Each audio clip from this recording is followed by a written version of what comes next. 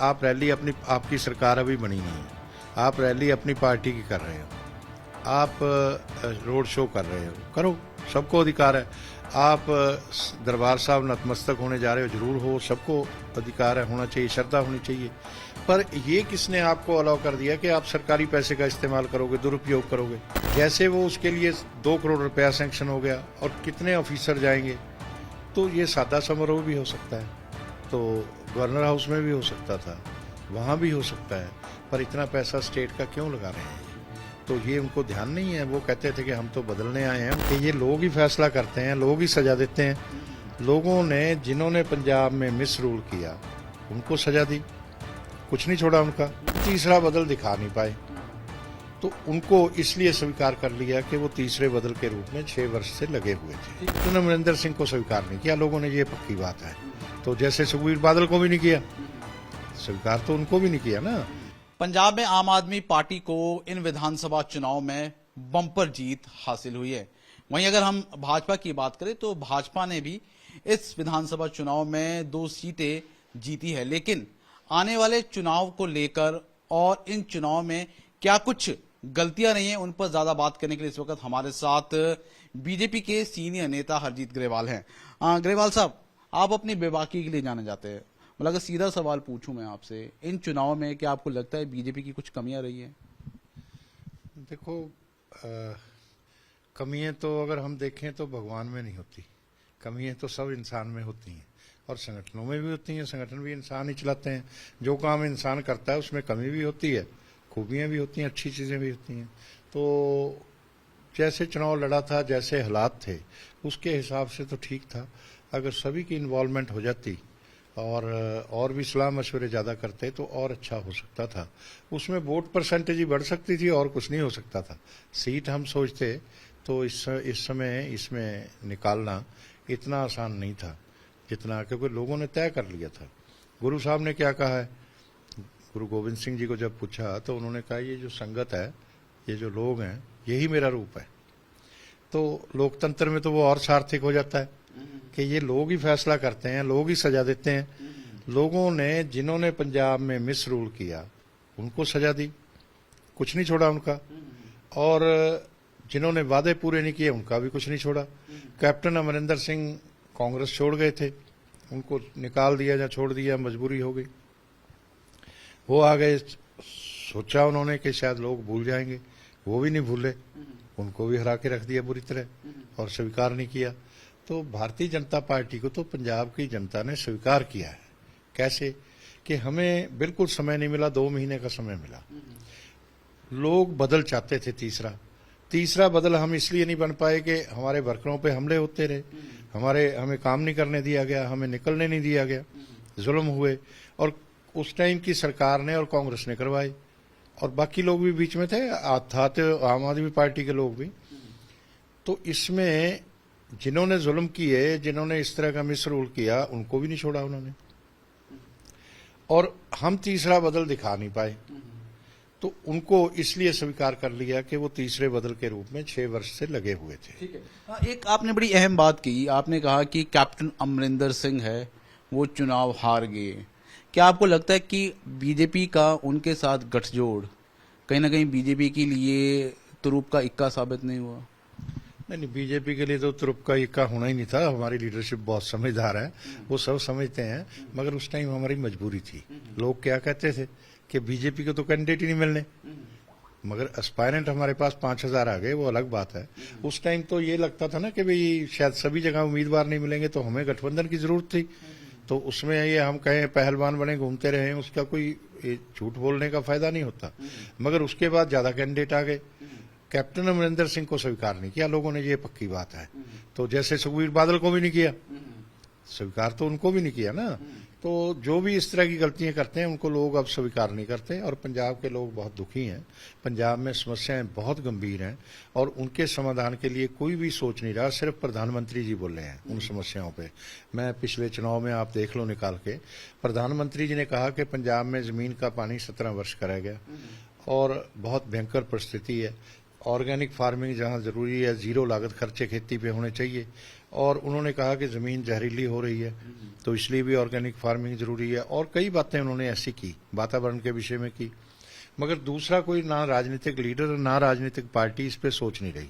अगर हमने 5 वर्ष इस पे नहीं सोचा और इस पे काम नहीं किया, केंद्र के साथ तालमेल से काम नहीं किया, तो पंजाब रहने वाली जगह नहीं रहनी। ठीक है ग्रेवाल साहब, एक और अहम बात आपने कही कि फिलहाल बीजेपी ने इन चुनाव में सिर्फ और सिर्फ आगे बढ़े हैं, वोट परसेंटेज में भी इंक्रीज हुआ है।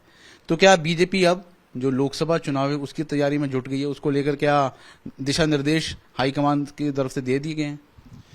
ऐसा है कि वो तो तय ही है कि लोकसभा हमारा स्टेक है, लोकसभा में जीतना, और लोग भी हमें जिताएंगे, क्योंकि हमारे प्रधानमंत्री जी की स्वीकारता तो वहां पता चलती है। ठीक है ना। और दूसरी चारों स्टेट में, इसका मतलब देश में प्रधानमंत्री जी की पॉपुलैरिटी आज भी है। चारों स्टेट में हम जीते हैं और दूसरी तीसरी बार जीत रहे हैं। ठीक है। और दूर दराज अलग प्रदेश थे, वो चारों ही दूर दूर थे एक दूसरे से, तो वहां जीते हैं। तो उससे तो तय हो गया कि हमारी अगली सरकार जो है 24 वाली आएगी। मगर पंजाब से हमें योगदान डालना है, उसमें ये जरूरी है। तो पंजाब से योगदान, अगर पंजाब बीजेपी खड़ी होगी और जगह जगह पार्लियामेंट का तैयारी करेगी, तो निश्चित है लोग हमें सहयोग देंगे और हम ये 13 में से 10 लोकसभा तक जीत सकते हैं। दरअसल एक और अहम बात, क्योंकि आम आदमी पार्टी ने जिस तरह से बम्पर जीत यहाँ पर हासिल की है, आम आदमी पार्टी गदगद है। आने वाले दिनों में लगातार वो स्ट्रैटेजी बना रही है, क्योंकि गुजरात में चुनाव है, हिमाचल में चुनाव है, वहां पर वो अपनी पार्टी फॉर्मेशन कर रही है। क्या बीजेपी के लिए इन राज्यों में आम आदमी पार्टी खतरा हो सकती है? इन राज्यों में खतरा नहीं हो सकती। देखो, इसके लिए समय चाहिए होता लंबा। यहाँ बीजेपी का रूल नहीं था, नहीं तो आम आदमी पार्टी यहाँ भी कुछ ना कर पाती। पंजाब में जहाँ जहाँ बीजेपी के लोग हैं वो अच्छा काम करते हैं, ईमानदारी से काम करते हैं। जो चीजें ये कहते हैं वो तो पहले ही हमारे लोग कर रहे होते हैं, वैसी छवि उनकी होती है। आप कह रहे हैं कि रूल नहीं था, लेकिन आप गठबंधन में तो थे अकाली दल के साथ। यहाँ पर 24 साल से आपका गठबंधन था। ठीक है, तीनों कृषि कानूनों को लेकर आपने गठबंधन है, अकाली दल ने आपके साथ तोड़ दिया, लेकिन आपने रूल तो किया है यहाँ पे। देखो, ऐसा है कि पिछले 5 वर्ष से तो अकाली दल भी सत्ता में नहीं था पंजाब में, और हम उनके साथ रहे, तो हमारा 5वां शेयर था हमारा। 5वें हिस्से में आप अपनी पॉलिसीज को इम्प्लीमेंट नहीं कर सकते। ठीक है ना। दूसरा, अकाली दल की समस्या ये है कि वो पारिवारिक दल बन गया है। अकाली दल वैसे पार्टी बहुत अच्छी थी, अब पारिवारिक दल बन गया।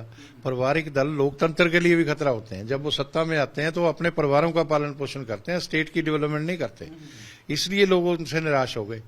तो नहीं तो सरदार प्रकाश सिंह बादल तो बहुत स्वीकारता थी उनकी, बहुत बड़े लीडर थे, और उनका हार जाना मैं समझता हूँ बहुत बुरी बात हुई है। एक और बड़ी अहम बात आम आदमी पार्टी की तरफ से, जो राघव चड्ढा उनके को इंचार्ज, उन्होंने कही है कि आम आदमी पार्टी कांग्रेस की नेचुरल रिप्लेसमेंट है।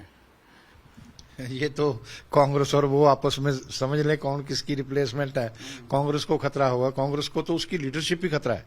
जो उनकी लीडरशिप एट द सेंटर है वो इमेच्योर है, एक्सपीरियंस नहीं है उनका, और वो उस तरह से परिपक्वता से काम भी नहीं करते। अब जैसे नवजोत सिंह सिद्धू को लाना, ये उनकी जो है मेच्योरिटी है, और कैप्टन अमरिंदर सिंह को अपमानित करके निकाल देना, ठीक है ना, ये भी बुरी बात थी। और आज हरीश रावत क्यों हारे, कि उनको भी अपमानित करते थे, सीनियर लीडर्स को वो अपमानित करते हैं, इमेच्योर लीडरशिप है उनकी। तो वो तो उनके लिए तो खतरा वही उनकी लीडरशिप है। और यहाँ उनका झगड़ा डिसिप्लिन नहीं था। अगर अनुशासन किसी व्यक्ति में ना हो, किसी संस्था में ना हो, किसी देश में ना हो, किसी सूबे में ना हो, ना वो व्यक्ति महान हो सकता है अनुशासनहीन व्यक्ति, ना अनुशासनहीन व्यक्ति संस्था महान हो सकती है, ना अनुशासनहीन कंट्री महान हो सकता है। तो इसलिए अनुशासन बहुत जरूरी है। तो उनमें अनुशासन नाम की चीज ही नहीं थी। चीफ मिनिस्टर आज कुछ करते थे तो नवजोत सिंह सिद्धू दूसरे दिन नकार देते थे कि ये तो एक लिफाफा है, ये तो ऐसा है। तो ये जो सारी चीजें हुई, फिर बाहर से आए व्यक्ति को आप, जो आपके संगठन की विचारधारा का नहीं है, आपकी कोई आचरण नहीं आप जैसा करता, उसको आप अध्यक्ष बना देते हैं, वो भी सीधा ही प्रदेश का। तो फिर इसमें तो जाना ही था उनको। मेरा आखिरी सवाल है, क्योंकि भगवंत मान है, 16 तारीख को एक शपथ लेंगे खटखट कला में, उसको लेकर तरह तरह के आरोप है वो लगाए जा रहे हैं कि उन्होंने जो पब्लिक मनी है उसको वेस्ट किया है। बीजेपी का क्या स्टैंड है उस पर? ऐसा है, भगवंत मान और केजरीवाल जी कहते थे कि हम राजनीति बदलने आए हैं। ठीक है, लोगों ने उनको स्वीकार लिया, उनकी बात पे विश्वास कर लिया, मगर पहले दिन ही उन्होंने क्या किया कि अगर आपको चाहिए होगा तो वो लेटर है जिसमें बसेस के लिए स्टेट की जो है पैसा अलॉट हुआ है और वो गया है। बसेस में सरकारी पैसा लगा, तो सरकारी बसें गई, तो वो उसका क्या मतलब है जी? आप रैली अपनी, आपकी सरकार अभी बनी नहीं है, आप रैली अपनी पार्टी की कर रहे हो, आप रोड शो कर रहे हो, करो, सबको अधिकार है। आप दरबार साहब नतमस्तक होने जा रहे हो, जरूर हो, सबको अधिकार है, होना चाहिए, श्रद्धा होनी चाहिए। पर ये किसने आपको अलाउ कर दिया कि आप सरकारी पैसे का इस्तेमाल करोगे, दुरुपयोग करोगे? तो वो हुआ। अब अगर आपने ओथ टेकिंग सेरेमनी है, उसके लिए कहने लगे मैं खटखड़ कहाँ जाना है, जाएं, जरूर जाएं, भगत सिंह जी को श्रद्धा सत्कार दें, वो उसके लिए हमें कोई एतराज नहीं है। मगर जैसे वो उसके लिए 2 करोड़ रुपया सैंक्शन हो गया और कितने ऑफिसर जाएंगे, तो ये सादा समारोह भी हो सकता है, तो गवर्नर हाउस में भी हो सकता था, वहां भी हो सकता है, पर इतना पैसा स्टेट का क्यों लगा रहे हैं ये? तो ये उनको ध्यान नहीं है। वो कहते थे कि हम तो बदलने आए हैं, वो तो बिगाड़ने आ गए। और तो ये उनसे हम भी उन पे नजर रखेंगे, कहीं भी कोई ऐसी बात होगी उसको उसी टाइम एक्सपोज करेंगे। और पंजाब की जनता को भी मैं अपील करूंगा, इस आम आदमी पार्टी पे नजर रखें। ये आपके उस पे मुझे सही उतरते नजर नहीं आते। मैं ये कामना करता हूं कि ये सक्सेस हो, कामयाब हो। हमने बधाई भी दी उनको कि वो भारी जन समर्थन उनको मिला है, उसकी बधाई है। पर मुझे जो उनका आचरण लगता है पहले दिन से जो शुरू हो गया, वो मुझे ठीक नहीं लगा। बिल्कुल। तो ये थे हमारे साथ हरजीत ग्रेवाल, और हरजीत ग्रेवाल को आप उनकी बेबाकी के लिए जानते हैं, क्योंकि जो भी बात रखते हैं बिल्कुल ट्रांसपेरेंट और बिल्कुल सीधी रखते हैं। और खासतौर पर उनका कहना है कि पंजाब में जो भाजपा का स्टेक है वो लोकसभा सीटें जीतना है, और जिसको लेकर है वो लगातार अब निर्देश है केंद्र के द्वारा उन्हें दे दिए गए हैं, और लगातार अब जो तैयारी है वो लोकसभा चुनाव जीतने के लिए भाजपा कर रही है।